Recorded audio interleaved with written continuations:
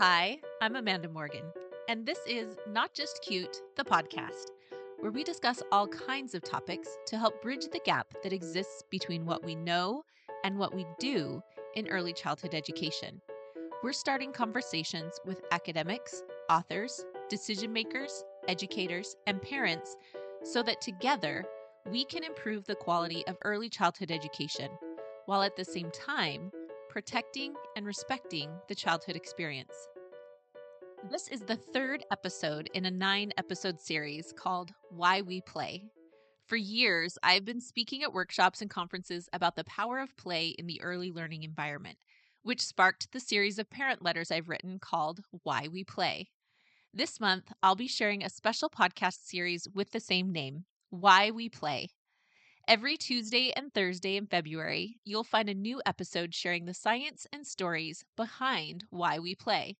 Evidence that play is not just cute, it's incredibly powerful. Before we jump in, a quick reminder that you can learn more about the Why We Play letters and grab a free sample letter at notjustcute.com/why we play.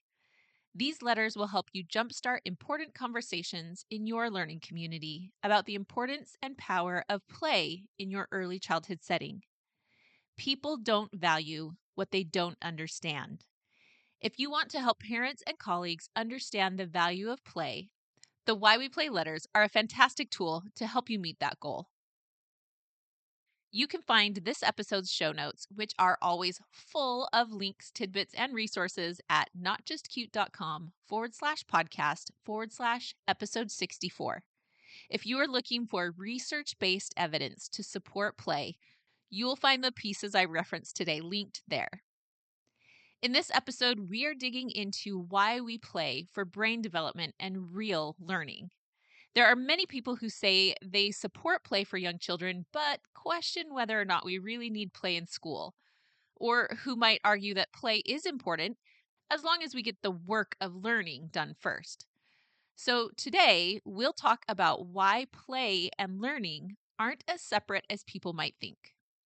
Whether you're a champion for play or a playful learning skeptic, this series is just for you. Let's jump in. I mentioned in the last episode that I recommend having 3 go-to explanations for why we need play in early childhood education. There are many other reasons, of course, but I like to focus on 3 that I can go to anytime I need to answer that common question. In the last episode, I talked about why we need play for mental health and wellness. In the next episode, I'll talk about why we need play for the development of soft skills. Today, I'm talking about reason number 2, why we need play for brain development and real effective learning.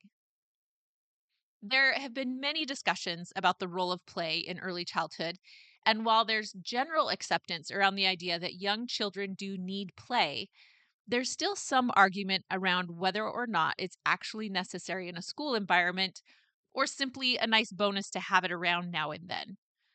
For Dr. Stuart Brown, a prominent play researcher, medical doctor, and psychiatrist I introduced you to in the previous episode, the notion that play might be considered anything but essential seems ridiculous.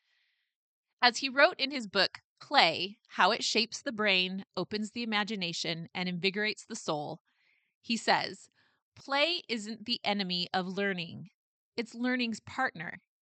Play is like fertilizer for brain growth. It's crazy not to use it. The idea that play is like fertilizer for brains is more than just a metaphor. Research shows that in a playful state, the brain secretes a chemical cocktail that supports learning and promotes brain growth, particularly in the prefrontal cortex, that advanced part of the brain. In trainings, I often use a simple exercise to help make this idea more tangible. You can try it out for yourself right now, or you can use it with a parent or teacher group that you're working with. I ask people to share their memories of play as a child. And it's not enough to simply say, oh, I played outside. I encourage people to get really specific. Who did you play with? Where did you go? What did you play with and how? What ended up happening? Really get into the details. Now, whether you do this in a room full of people or in a one-on-one conversation, you'll notice something. People's eyes light up. They start to smile. Their whole energy and the energy of the whole room starts to shift. I point out that this outwardly observable shift is representative of the shift that happens inside the brain. Just like your face lights up when you talk about those play memories, a child's brain lights up when they're engaged in play. And this lighting up supports learning and brain growth. Across many animal species, researchers have found that the species that play more have larger brains in relation to the size of their bodies than do the species that play less. Studies just within the rat species have shown that those allowed to engage in more playful behaviors have larger brains and demonstrate a higher level of intelligence than their peers who were deprived of play experiences. One researcher, famous for his in-depth research with rats and the catchy nickname of the rat tickler, which went along with that research, Dr. 𝐅𝐫𝐞𝐞 noted that play activated the whole neocortex. His studies showed that after engaging in even 30 minutes of play, rats' brains had more brain-derived neurotrophic factor, or BDNF, a chemical responsible for brain growth and the development of healthy neural connections, than did the rats who had not engaged in play. So 30 minutes of play led to more of these brain-growing chemicals. Now, clearly, children aren't rats, but the ethics around this kind of in-depth brain research is much different for rats than it is for actual children. Plus, there's strong evidence to suggest that the impact of play on the human brain is actually more similar than different. That's why it's widely accepted by scientists that play is a key ingredient for brain development and optimal learning. While Dr. Brown teaches that play is fertilizer for brain growth, neuroscientist turned classroom teacher, Dr. Judy Willis, points out that the reverse is also true. Too much stress, or even boredom, depresses learning, interrupting the brain from processing new information. In one of my favorite quotes of all time, she shares, "Neuroimaging research reveals the disturbances in the brain's learning circuits and neurotransmitters that accompany stressful learning environments." Now, let's pause there. So she's saying that in an overly stressed state, the brain simply cannot learn or process information effectively. You've probably experienced this the last time you were overwhelmed and stressed out, and you completely misunderstood something or just couldn't even process what someone was saying to you. Some call this an affective filter. And as Dr. Willis says, this stress causes disturbances that keep information, that keep learning from being processed in the brain. And then she continues with this second part, and this is my favorite part. Joy and enthusiasm are absolutely essential for learning to happen, literally, scientifically, as a matter of fact and research. I love those qualifiers. Literally, scientifically, as a matter of fact and research. So it's not just cute. It doesn't just sound nice. This is science. This is based on research. Once we start to understand the impact of play on the brain, the whole idea that there's a separation between learning and playing, that we play when we're finished with the learning, or that we could possibly choose between an academic preschool versus a playing preschool, it's clear that this is all a false choice, a false dichotomy. It's not either or. What I say over and over and over is that play is the method, learning is the outcome. We don't choose learning or playing. We don't turn one on and the other off. We use play as the method, as the most effective tool. And learning and development are the outcomes that come from that. Play is the method, learning is the outcome. So rather than wrestling with an either or scenario, we really want to find that sweet spot in our early education environments where we get the synergy of both. We want playful learning. Playful learning is a term that's used pretty generally in a lot of situations. but it's also the specific term that's used by Dr. Kathy Hirsch-Pasek and others she works with to describe the ideal learning environment for young children. Again, not because it's cute or because it sounds nice, but because she's a scientist. Back in 2015, Hirsch-Pasek and her colleagues gathered a multidisciplinary collection of research on optimal learning environments. They wanted to look at the existing research on the science of learning to pull out the salient features and create a descriptive list. Based on their review, they came up with a list of 6 elements. The best learning happens when it is, first of all, active. So children are actively involved, not passively watching, and they have that element of power or agency that we've talked about before. Second, it is engaging. Third, it's meaningful and connects to things that are already familiar and already matter to the children. Fourth, it's socially interactive. Fifth, it's iterative. That means it can be done over and over as children explore and tinker and play around with ideas, some that work, some that don't, and some that spark new ideas for trying things in a different way. And sixth, it is joyful. Again, this didn't make this list because it felt nice. Joy, as well as every other element on the list, made it there based on research and scientific inquiry. After compiling the list, active, engaging, meaningful, social, iterative, and joyful, Dr. Kathy Hirsch-Pasek and her team stepped back and looked at it, and then realized these elements are all inherent in play. So the most ideal and optimal learning environment, particularly for young children, is playful. Hirsch-Pasek uses the term playful learning as an umbrella term covering many types of play. When we talk about play in the classroom, I've noticed in some circles there's this all or nothing mentality. Like play is something that comes from a faucet and it's either turned on or it's turned off.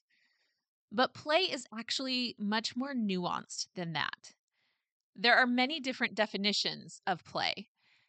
2 consistent concepts in those definitions is that play includes child agency or choice, and that it is joyful. Now, that joy will likely come with challenges as well when block towers fall over or friends disagree, but ultimately it is joyful as children face those challenges successfully, and they are intrinsically motivated to approach those challenges as they use their agency. So, agency and joy are key components of play, but those components can take on many different forms. One framework for defining play that I've found particularly useful, especially when talking about learning environments, comes from Kathy Hirsch-Pasek as well. She and her team discuss play as a spectrum, and they talk about this in many places. I'll link at least one of those sources from Frontiers in Psychology in the show notes with the title Accessing the Inaccessible: Redefining Play as a Spectrum.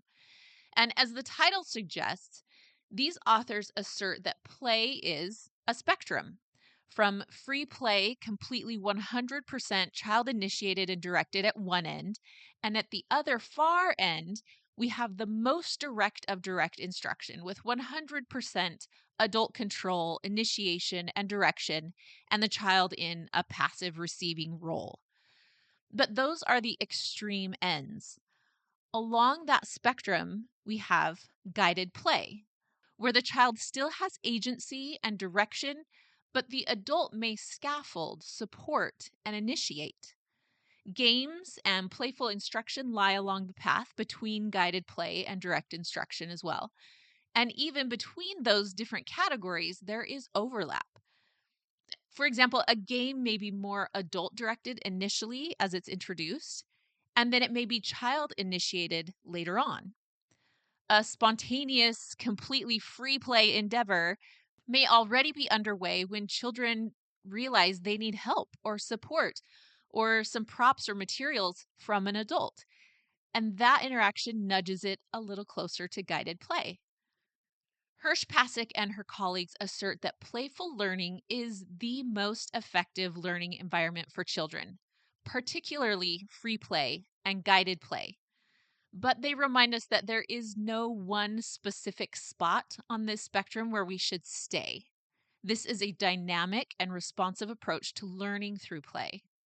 In reviewing the research on the matter in an article called Guided Play Principles and Practices, they write this: such studies remind us that the balance between adult scaffolding and self direction can and should shift depending on the learner's abilities and the learning goals.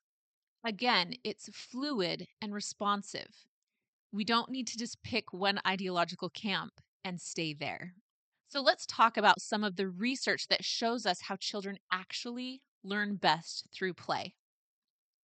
So, in one piece of research, researchers created a unique toy to present to children. And in one scenario, the researcher presents this toy and shows the child how it works. When you twist this or pull this, it makes this sound or lights up in a special way. Then they hand the toy to the child to play with it, and the child plays with it in the way that they've been shown. In another group, however, the researcher presents the same toy and says, look at this toy, and essentially lets the child explore and discover you can twist this or push that and it makes a noise or it lights up.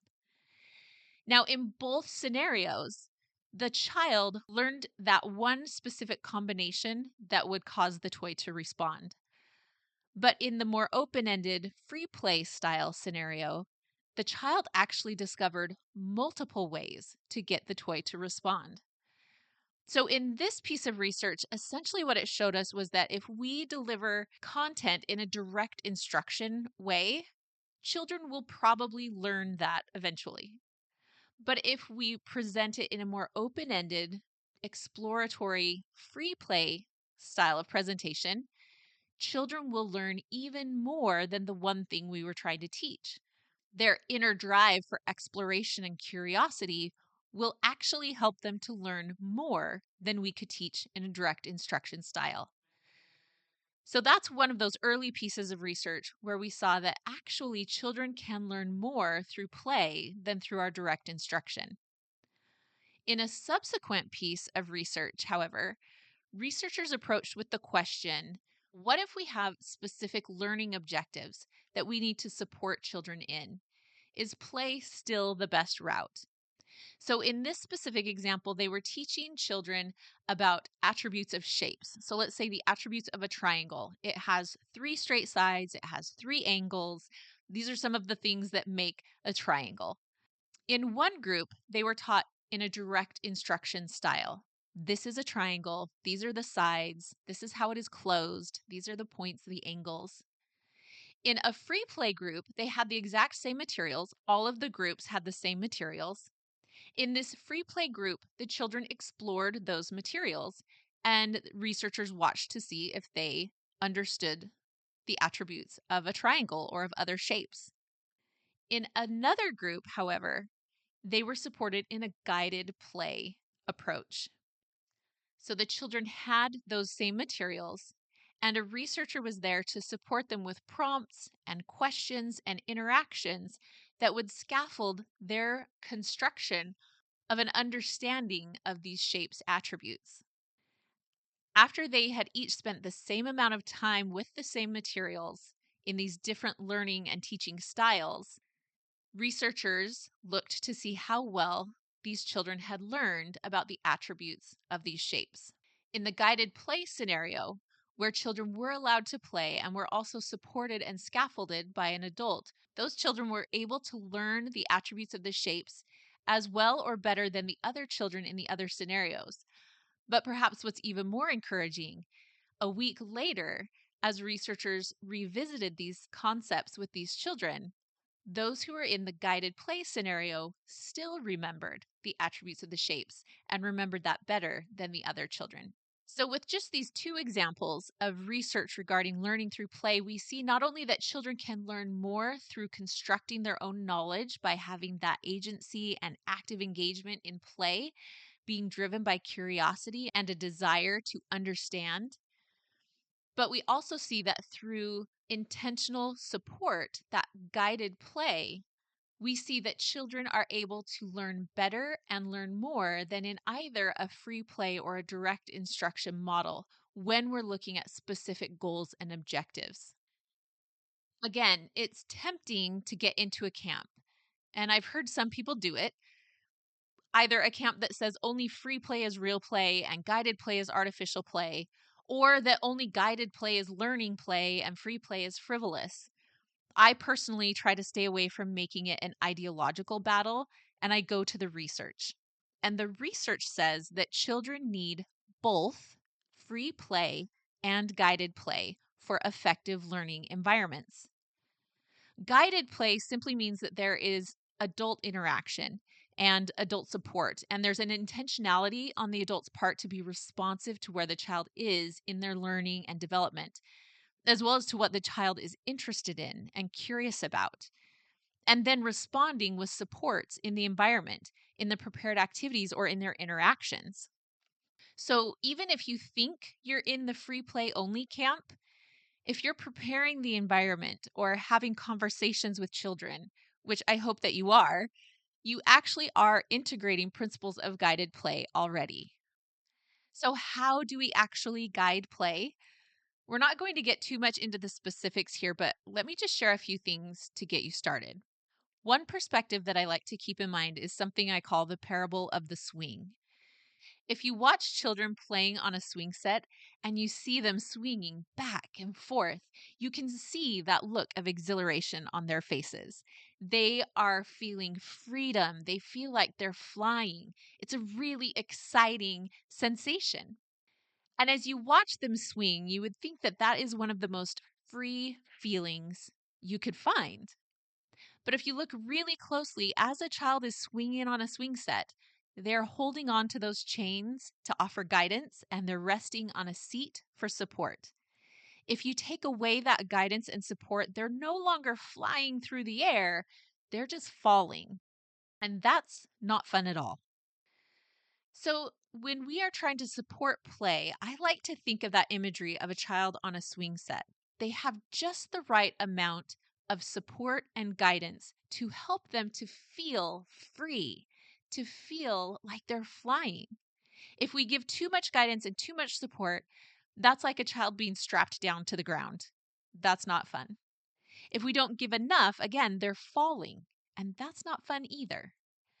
So, when we're guiding play, we want to find just the right balance to support and guide in a way that lets them feel the freedom and be successful and safe.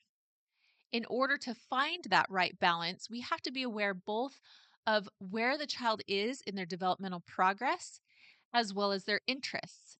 And when we're aware of those things, we are able to offer the right amount of support and guidance and in the right way so that it supports them in their play and in their growth, learning, and development.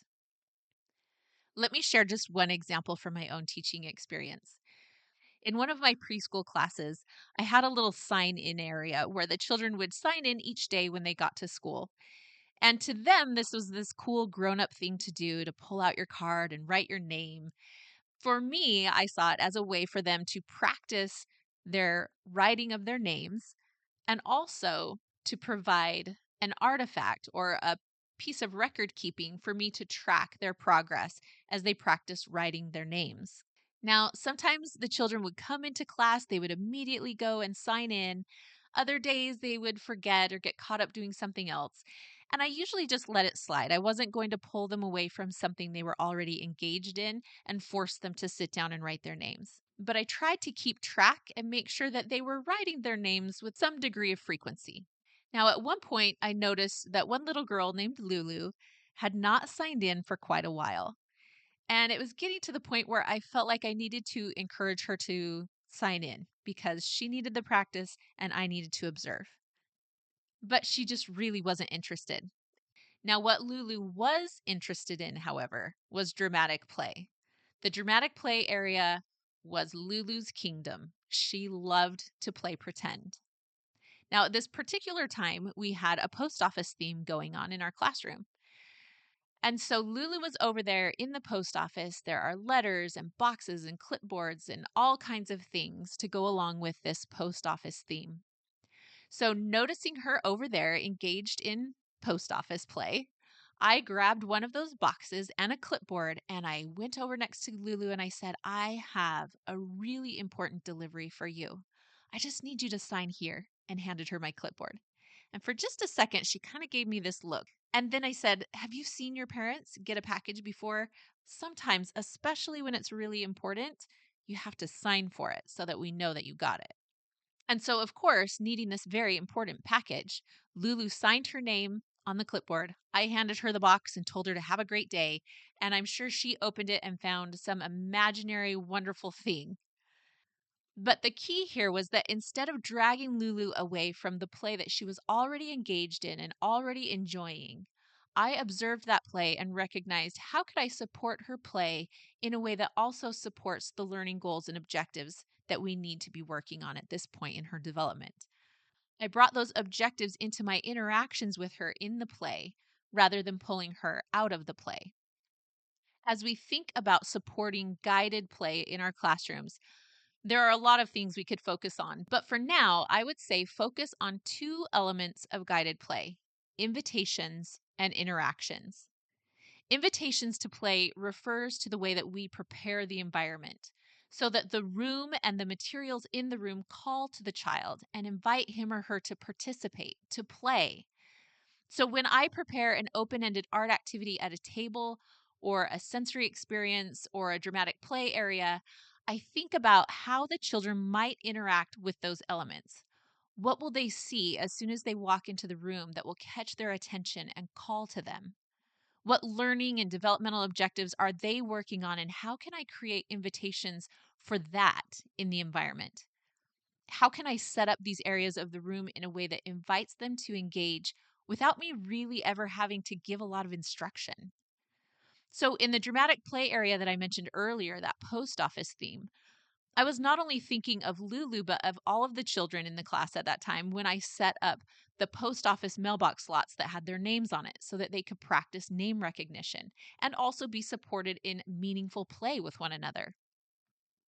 I was thinking about fine motor skills when I put clipboards and paper and envelopes and pencils and stickers. I was thinking about their interest and their engagement, as well as their motor skills and their language skills and their social interactions, as I included a set of rubber stampers with bright red important messages like priority and airmail. I thought about how they would engage with a service counter and what materials they would want to have there and to interact with there. And I watched and listened as they created more stories and ideas around the post office as they began to play. Preparing the environment served as one big invitation, calling them over to play in the dramatic play area. Even if I never stepped foot into that area as they played, I had offered guidance as I prepared the environment and provided materials that they could use to add on to their play. The second, and perhaps my most favorite element, is interactions. I actually teach an entire session on intentional interactions, but let me share just a little bit here. It's important to realize that interactions are the key element of any early childhood program. The quality of those interactions is the key indicator of a high quality program. I like to remind people that every activity we prepare is really just an opportunity for interactions. The material in the sensory bin, the purpose isn't for the material to get used, it's for the children to interact with it, with each other, and with you. The book area is an opportunity for interactions. The block area, sure, children produce structures there, but they also produce interactions with each other and with you. We talk about process over product in early childhood, and sometimes I think we assume that that just applies to art. But really, the process of interactions is more important than the product of whatever the planned or intended activity is. It's all just context for interactions. And those interactions drive learning and development in a way that flashcards and worksheets just can't. Let me show you why those interactions are so powerful. In one of my favorite studies, researchers at Princeton University's Baby Lab looked to see what happens to children's brains and adult brains as they play together. So this was early 2020 that they released this study. They put these caps on the researcher and a cap on these toddlers that came in to play with them. And those caps were measuring blood flow as a proxy for brain activity. Then, with the child and the researcher sitting across from each other, the researcher would engage the child in just 5 minutes of play. That play could look like playing with classic toys, it could be singing a song or reading a book like Goodnight Moon. But for just 5 minutes, they interacted face to face, engaged on the same level, a true interaction. And as they looked at the brain waves, what they found was they began to sync up in this beautiful, amazing dance. That was the first observation that was exciting. The second part was that they realized it wasn't just the child following the adult's lead. Sometimes it was the adult's brainwaves following the child's lead. So this syncing up was really a back and forth responsive interaction. Now, another really exciting piece that they found was that as they looked at the areas of the brain that were lighting up in this interaction, they found that a lot of activity was happening in the child's prefrontal cortex. Now, again, we've mentioned that that's a really advanced part of the brain where we have a lot of the executive functions and high level thinking. And researchers were particularly struck by this because the young children that were involved in this study, it's generally thought that there's not a whole lot of activity in the prefrontal cortex yet, just because it is so highly developed and their subjects were so young. But as they engaged with the researcher in this playful interaction, the prefrontal cortex began to light up. To me, that suggests that our playful interactions with young children are not only engaging their brains, but scaffolding brain development. Now, any good piece of research is going to make sure that what they're testing is actually what they're testing. So, after these 5 minutes of interacting, the researcher then turned away from the child and began to have a conversation with another adult in the room. So they were making sure that it was really the interaction that was causing this syncing up and not just an adult talking. As the adult turned and talked to someone else in the room, this beautiful dance, this amazing back and forth stopped, and their brainwaves began to take on their own independent flow once again. So, this reminds me that it is not enough for us to simply be in the room, but that we should be engaging and interacting with young children. That as we have these meaningful, intentional interactions, our brains literally sync up and we scaffold higher levels of thinking and processing and brain development. It's also a reminder to me that adults are the most valuable resource in any program. The adults in the room are more important and more impactful than anything you could possibly buy or download or install in that classroom. In fact, technology has tried to replicate and replace that adult child interaction with apps and high tech toys, but research shows us that they still fall short of simple, playful human interaction. In one study, researchers looked at the most popular apps that were marketed as learning apps for children. And we find some of these in learning environments in schools. What they found as they ranked these different apps using many of those same principles that we talked about earlier with the science of learning, they found that the majority of the most popular apps, again, that were marketed specifically for learning, actually scored in the low range based on those principles of the science of learning. So these apps and pieces of technology cannot replace the interaction of a playful learning environment. Similar results were found in a study that looked at the impacts of old school toys like blocks compared with high tech toys intentionally designed for learning.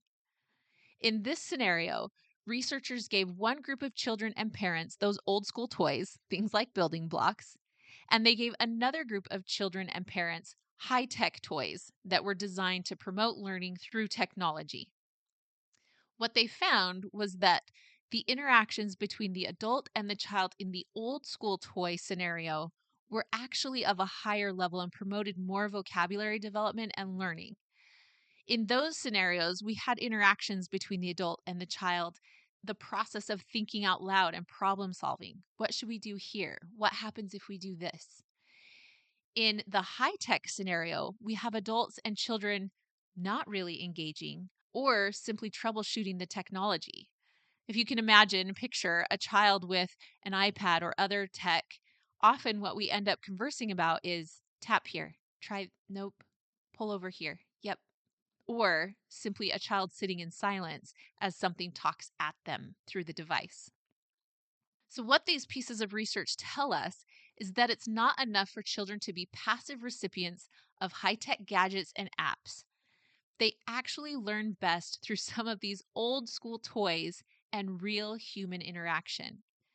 The things that really drive learning and development are relationships and responsivity and conversational turns and interactions. These things are all inherent in a playful environment. So if I'm given the choice between a child in a high-tech environment where everyone sits still and has their own gadget or device and is passively taught through the most high-tech means, or putting a child in a busy, bustling, interactive classroom, I would absolutely choose the second. It's unfortunate that in spite of all of this research, and I swear we really just scratched the surface of it, but in spite of this overwhelming body of research supporting the efficacy of play as a method for teaching and learning, it's unfortunate that there are still programs pushing out play in the name of academic rigor. That word rigor gets thrown around a lot in education today, but sometimes I wonder if we're all on the same page when it comes to what it actually means. It's kind of like that scene from The Princess Bride where Inigo Montoya says, "You keep using that word. I do not think it means what you think it means." Rigor has been invoked to explain why some schools are ditching recess, packing away the blocks and dramatic play centers, or assigning hours of homework to young children. But none of that automatically equates with actual rigor. My preferred definition of rigor implies the thorough practice of something.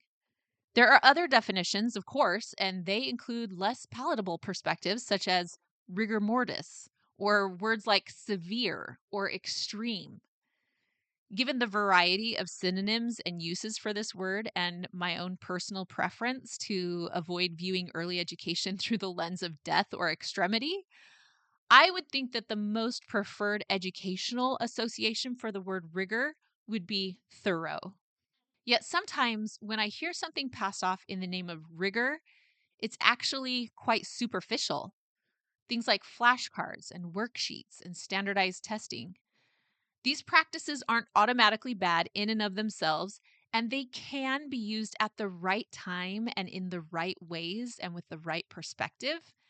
They do address a layer of learning, but it's only one.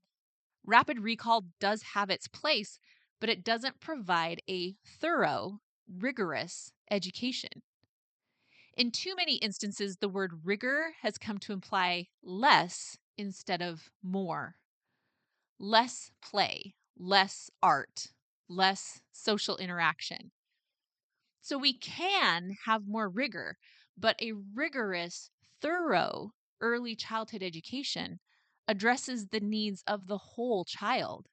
It applies concepts and discoveries to many different areas and forms. A thorough education allows children time and space to wonder and be curious and to sink into the process of actively questioning and exploring and creating understanding together. It's important for all children to have access to a truly rigorous education, one that is active, engaging, meaningful, social, iterative, and joyful, one that applies the science of learning.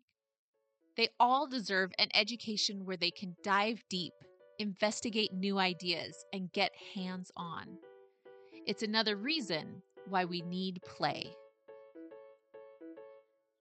Thanks again for listening to Not Just Cute, the podcast. You can find show notes at notjustcute.com/podcast/episode 64. There, you'll find links to some of the articles and research discussed today, as well as other fascinating tidbits I know you'll find interesting. You can also hit up the show notes for a link to the Why We Play letters. Head to notjustcute.com/podcast/episode 64, or go straight to notjustcute.com/why we play to get signed up and download your free sample letter. Be sure to tune in every Tuesday and Thursday in February to catch the full Why We Play series, focused on better understanding and better articulating to others why we play in early childhood education. I'm Amanda Morgan. You can read more on my blog and sign up for the Not Just Cute newsletter at notjustcute.com. You can also stay tuned for social media updates on Instagram by following me at Amanda_NotJustCute. Thanks for listening today, and as always, thank you for standing up for children and for childhood.